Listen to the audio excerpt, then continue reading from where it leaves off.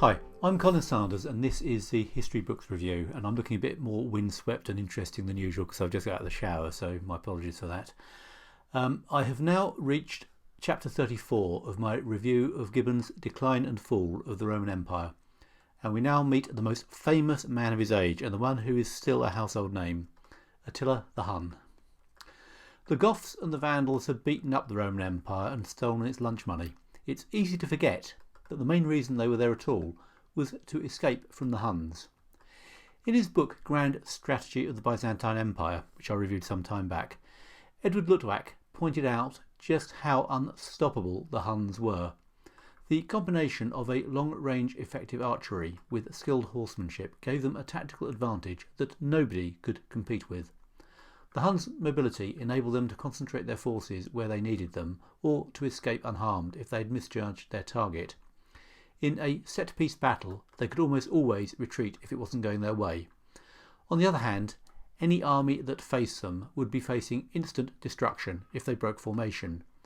They would simply be mopped up as they fled, but facing the Huns required advancing against formidable archery fire and absorbing huge casualties. Basically, the only way to defeat the Huns was to face them with very large numbers and hoped to beat them before they ran away to fight another day, a day of their choosing. They could be held off by a large fortified camp or a big city, but that simply denied the Huns a few places of safety.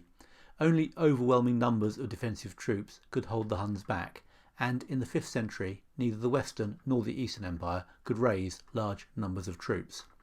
The fact was that the only thing preventing the Huns from sweeping all before them was their own disunity. They used their skills to survive and to pursue their own private vendettas. All the time they continued to do this, they remained a potential threat, but also useful hired hands for the internal feuds of the Romans. This introduced them to the politics of the empire and made both sides aware of their relative strengths and weaknesses. As early as 424, Theodosius II started paying a substantial amount of money, £350 of gold, to the leading Hun chieftain north of the Danube. This was probably a tribute, but it might be more generous to describe it as a subsidy to an ally. As a straightforward investment, it was probably good value. Had the Huns attacked, it would have cost a lot more, and all the time the Huns were there, nobody else was likely to attack. So, not a bad arrangement. The payment became regular. It isn't too far-fetched to suppose that the money gave the recipients a fair bit of prestige and enhanced their position. As such, it might have helped create the conditions for the rise to power of the barbarian of whom everybody has heard. Attila the Hun is still a notorious figure from history. He is even used as a metaphor. The most extreme conservative position is jokingly referred to as being to the right of Attila the Hun. We don't know how Attila would have voted. He probably would not have been in favour of social programmes. He didn't even bother to build himself a city or even a house.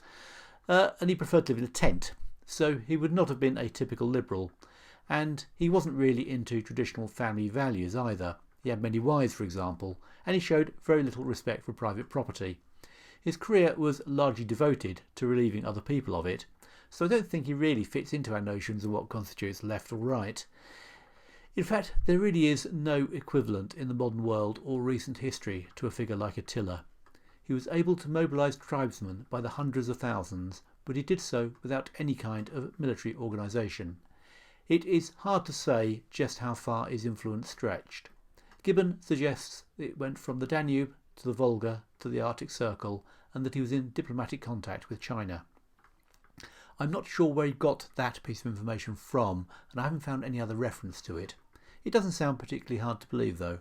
The Huns knew the Persians well and invaded their territory, and the Persians were in contact with the Chinese, so it wouldn't be particularly surprising for the Huns to be talking to the Chinese as well.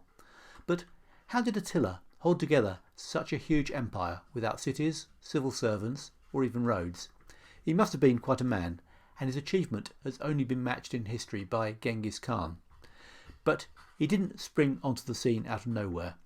Credit needs to go to his uncle Rugilas, who created a large Hun grouping that was able to negotiate with empires and receive the Romans' protection money. The Huns that Attila inherited the leadership of were already rather more than unsophisticated pastoralists. They might have originally been introduced into the empire as hired muscle, but they had learnt a lot about its strengths and weaknesses in the process. They now had knowledge, experience and money to spend. All Attila needed to give them was a sense of purpose and an objective. In other words, Attila's key contribution was leadership, and he was intelligent and ruthless.